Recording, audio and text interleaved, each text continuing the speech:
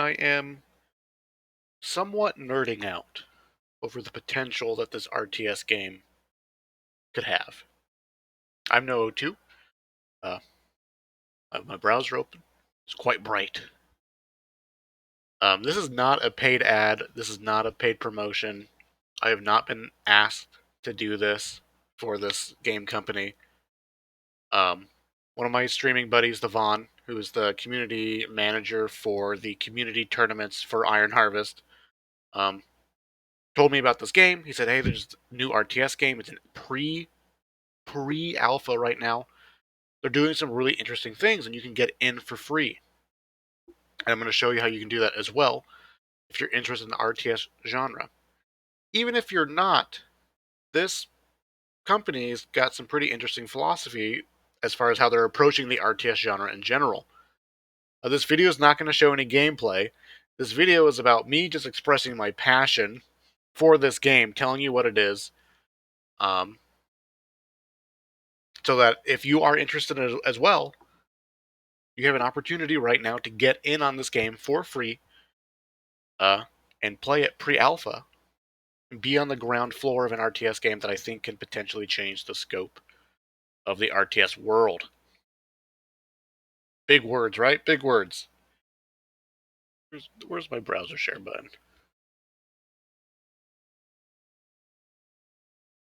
The game is called Immortals, Gates of Pyre. Immortal, Gates of Pyre. Pre-alpha RTS game is being made by Sunspear Games, an American company. And what I really want to talk about is this right here. There's this article that the dev team wrote that is providing insight as to how the devs are viewing the RTS video game genre at the moment, how they, what their philosophy is as far as approaching the game to create an RTS game that is fun, has strong competitive play, and is still catering to a casual audience, because that is the backbone of any video game that wants to have a healthy competitive scene. The things that they talk about in this article were sort of blowing my mind in a sense, because I think almost everything that they said in this article I think is super duper true, and I think they have the right angle on how to approach it. So all the links to all these things that I'm going to be showing you will be in the description for this video. I highly recommend, if you're interested in video games, if you're interested in video game philosophy, game design philosophy, RTS genre in general, this strategy redux I think is a must read. Not very long. I'm not going to read it to you. I'm going to read this opening paragraph though, because it summarizes what the article is about. It says, "Hello everyone. When Chris Larringer released his overview on the state of the RTS genre, we felt compelled to contribute to the ongoing conversation.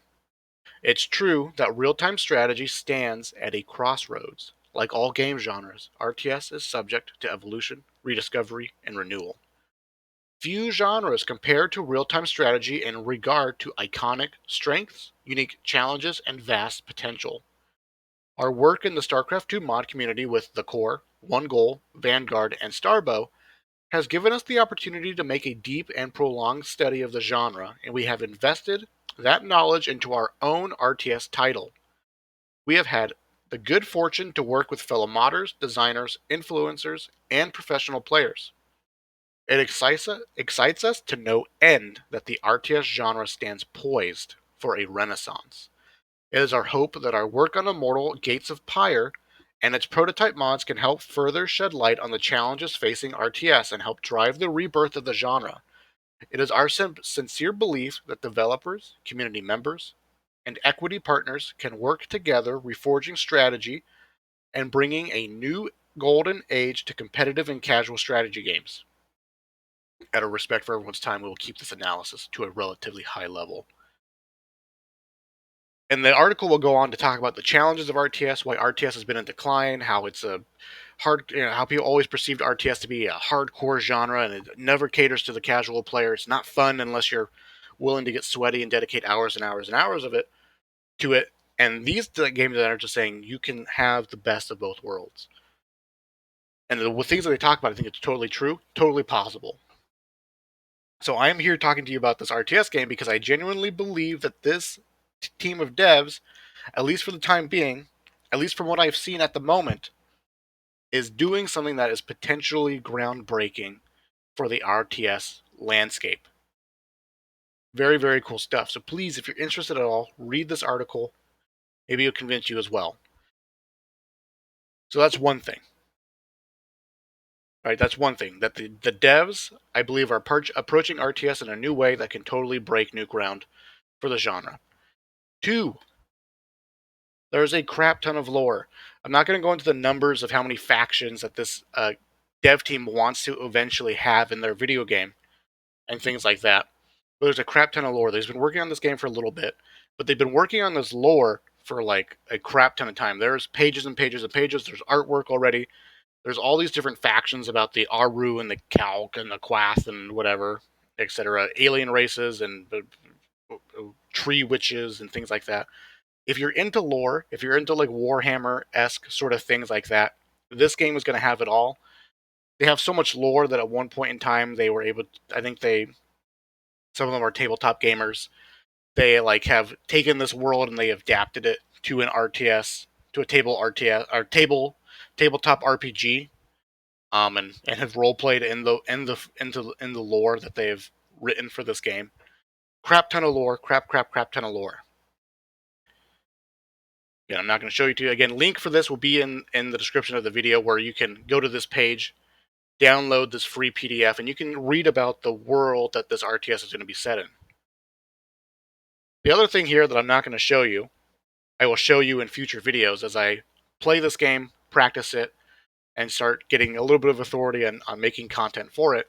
I'm already liking what I see. This game, I already think, has an incredibly brilliant command card. You don't know what that is.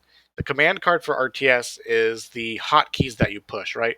A move is a common one. A move, you take your army and you hit the A key and then issue a move command with it, and your army will move to a spot but shoot anything along the way. That's the command card, where all those buttons and functions uh, lay their heads. I don't know, where they rest. Their command card, I think, is quite interesting. It's like already something that like RTS games have never seen before. So yeah, that's what that's it for this video pretty much. Other than that, there's a Discord, and if you want to get in on this game and be a part of the pre-alpha testing, as well as have the potential to getting into the future alpha and beta testing and things like that, now is your chance to get on the ground floor for an RTS game that I believe has the potential to bring about a total revolution to the RTS genre, and you can do it for free. So go to their Discord. There in their Discord, they will lay out the rules of how you can get into the pre-alpha, download beta key stuff or whatever, and play this game. Because I think the devs are approaching this RTS game from a perspective that hasn't been done before. They have a crap ton of lore that's seemingly infinite.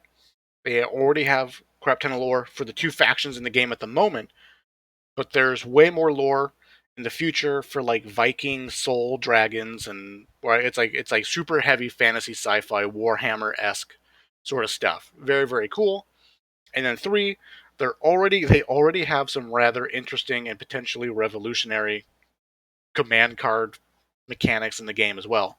They're sort of pulling all the best things from all the different RTS games, cutting out the unfun, crappy stuff, and then putting it all together. This game is going to look and control like StarCraft 2, with that super fun, exciting, spicy, poppy, micro army interaction. It has more simplified macro mechanics in it, feeling sort of like Warcraft 3.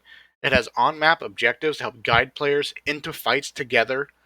Um, it has the Immortals, which are like a commander, which gives you off-map abilities like calling down whatever missile strikes or pillars of heaven and causing raining blood to give your troops more health regeneration and things like that. Like there's all these interesting things. It's got the StarCraft feel, the Warcraft 3 elements. It's got Company of Heroes 2 elements in it. That's the best parts of all the most iconic RTS games. Putting them all together, cutting out the crappy stuff, and going, here you go. And I think this game has some real potential to do something really amazing uh, for the RTS landscape in the video game world and things like that. Um, This video is a little more rambly, but all the links are in the description. Check all the links out. If you're interested in this game, go to the Discord, ask questions, talk to the dev team directly, talk to all the other nerds, get into the pre-alpha, get your own key. You can start playing this game. There's no matchmaking at the moment. It's just you go to the Discord, you go, hey, did anyone want to play? And you make a custom game and you fight each other. But really, really, really cool stuff. I'm very excited to bring you guys more content for this. And whatnot. I know right now most of the channel is Back for Blood stuff. Most of you might be from Back for Blood. But this is another one of my passions. So I'm going to be covering this game, following along with it, hopefully giving some more content for it and things like that, because I think this game is doing something that's potentially revolutionary for the RTS genre. Can't say it enough. So thank you guys for watching. I really appreciate it, and I hope to see you in the Discord. That's what I want to say. Yeah, see you in the future.